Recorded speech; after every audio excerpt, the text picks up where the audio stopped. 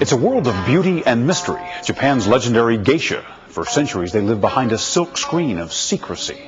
That is until a best-selling book revealed the most intimate rites and rituals of their daily life. Now, one former geisha is saying the book's sordid picture of that rarefied world is threatening its very existence. Here's Keith Morrison.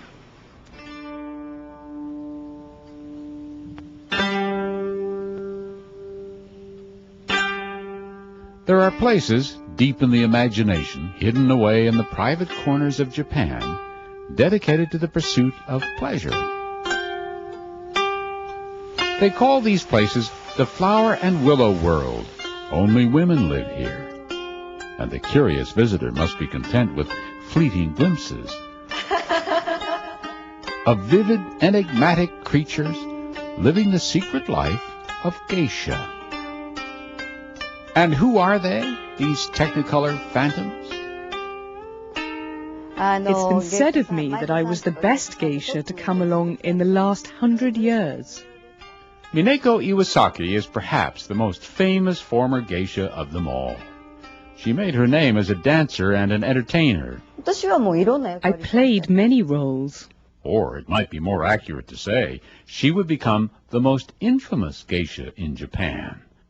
The trouble started with this book, Memoirs of a Geisha, published in 1997. Mineko Iwasaki helped provide research for the book, and in the process, pulled aside the curtains of the geisha's tea houses and bedrooms. The daughter of a kimono designer, Mineko began her training at the age of 6 and became a geisha at 21. She retired at 29 when she married an artist. Working geisha can never marry. Here in her hometown of Kyoto, Mineko Iwasaki introduced us to the ancient rites of the geisha, the titillating sliver of skin left bare to hint at the flesh and blood beneath. She showed us how the colors of their intricate costume, the kimono, change with rank and season, each one worth more than $10,000. Beautiful. She told us that in her geisha heyday, she catered to legions of the well-heeled, even British royalty, and that in the process she was privy to some of the world's best-kept secrets. We never talk about our clients. But she, as you will see, would be accused of breaking the cardinal rule of the geisha, a centuries-old taboo. That is their geisha code, and they pride themselves on their silence. Journalist Leslie Downer actually lived among them, briefly. For any Westerner, the rarest of experiences, to see behind the bamboo screens into this domain created centuries ago by the most powerful and the richest men in all of Japan. The whole essence of the geisha is that they are secret and closed and exclusive. Very expensive.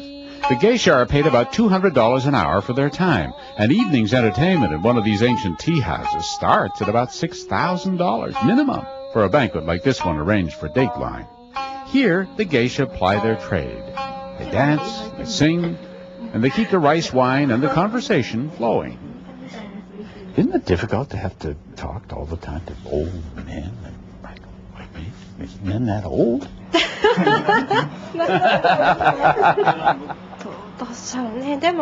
No, older men are easier to talk to.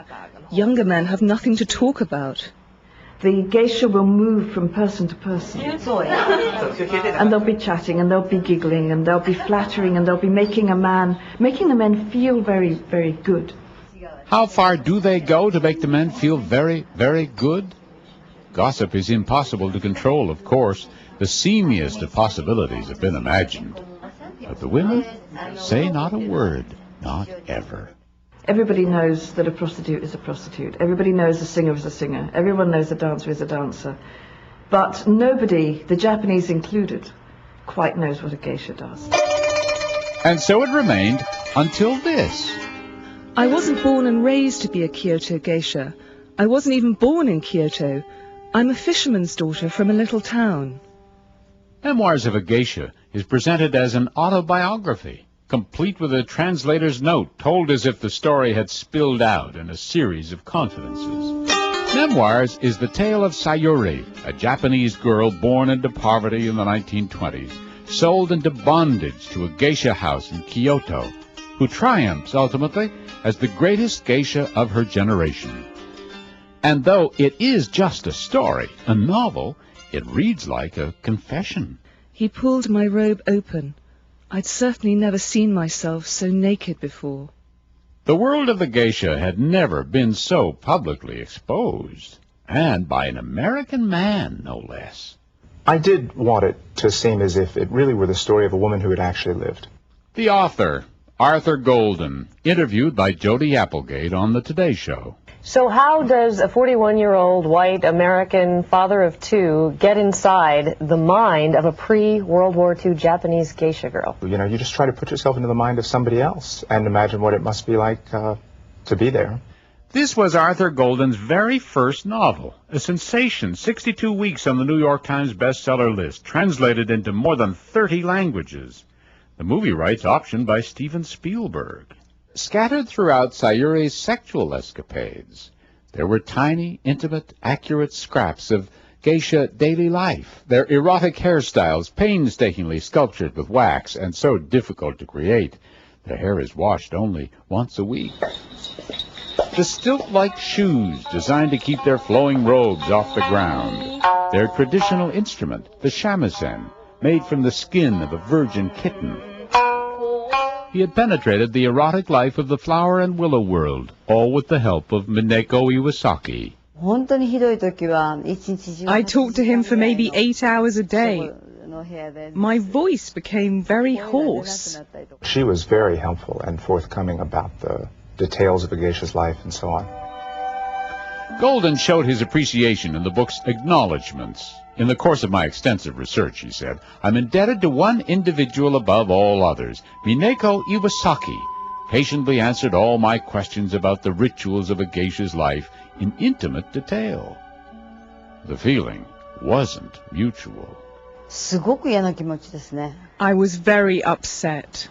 Everywhere, people were amazed that an American male could write so convincing a first-person account as Memoirs of a Geisha. But here, amazed is only part of it. Hell hath no fury, as the saying goes. And woe to the man who tries to expose the secrets of the flower and willow world. He promised not to reveal my name. And then when the advanced copy of the book came out, it was a total surprise. That's why I'm so angry. Why did he reveal my name? I never thought he'd break his promise. And she, it appeared, had broken that ancient geisha code of silence. And worse, through this book, she says, Golden seemed to confirm that all those scandalous rumors about geisha had been true. Because if there's one fundamental question everyone wants to know about geisha, it's do they or don't they? In Arthur Golden's Memoirs of a Geisha, they most certainly do. And that's where a great deal of the trouble started. A lot of people have always thought that geisha were high-class prostitutes. That's not true.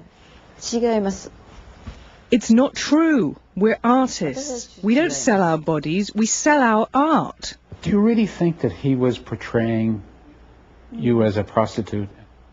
Yes, the book is all about a prostitute. Mineko says she asked Golden to take her name out of the book, and that he told her it was too late. The book was already printed. Golden has said he does not consider geisha prostitutes. Mr. Golden has said that this book isn't really about you, and therefore you shouldn't be upset about it. That's what he says, but reading it, more than 90% of it is my story. She seemed to find Golden's claim laughable. It is indeed her story, she says, but warped by a veneer of lies. In Memoirs, a client pays a staggering amount to deflower the virginal Sayuri, and Golden claimed the same of Mineko in publicity interviews for the book, like this one on NPR. This woman that I interviewed told me, and was very proud of this, that her virginity had set a record, selling for 100 million yen, which is $850,000, which is a staggering amount of money. He told the whole world that. How does he have the right to say such lies? Arthur Golden wouldn't grant Dateline an interview, but he has said that his conversation with Mineko was on tape. I never said a single word to Arthur Golden about selling my virginity, because it never happened. She says he was just trying to sell more books, using her to make the story seem more authentic. But it wasn't just Mineko's pride that was hurt. Far from it. Now, because of Mineko's cooperation, Geisha and young apprentices told us they find themselves fending off clients who have sexual expectations. Foreign guests who read the book, they expect maybe same thing or similar thing. So then I have to explain again to them. Over and over again. That's right. Experts told us that some geisha do maintain long-term sexual relationships with their sponsors, but that for most, life in their women-only houses is committed to hard work and study. In modern Japan, the number of girls prepared to do that is rapidly dwindling. And now the geisha claim, because of the book, some parents are afraid to let their daughters become geisha.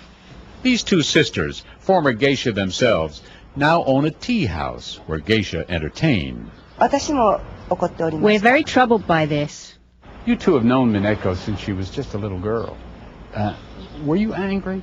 Yes, people here were very angry, and so was I. I think after reading the book, they all really hate me. They asked, how are you going to apologize to the people who've tried to keep up the traditions? They even suggested, she claims, the most spectacularly Japanese solution. They said go to the Ichiriki tea house and commit suicide there. Americans will find it very hard to believe. You were actually asked to commit suicide. I did think about dying, actually. It was to make up for what I had done. I tarnished the Japanese culture. Have you lost many friends? Yes, I have. Instead, she chose an all-American solution, a lawsuit. She sued Arthur Golden for a cut of the reported $10 million in book sales. It has been whispered that Mineko-san is interested in the money, just wants to make money. I just want those books removed from the stores and for my family's name to be taken out of them. But in a statement, Golden told Dateline, it's important to remember that Memoirs of a Geisha is a novel. The book is not based on Mineko's life story or that of any other geisha. I feel quite puzzled by Mineko's claim that I promised not to divulge her identity.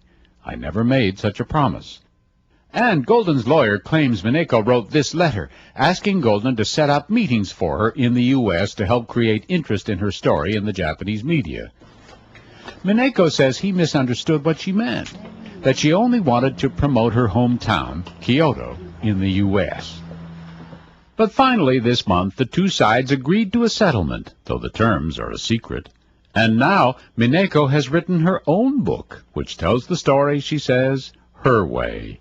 Promises are made to be kept, whether they're spoken or written. And because we made a promise to each other with our hearts, it should never have been broken. Up and down these ancient streets, they still clatter from one assignment to the next. So each year, there are fewer geisha left to keep the secrets they hear, the scandals they see.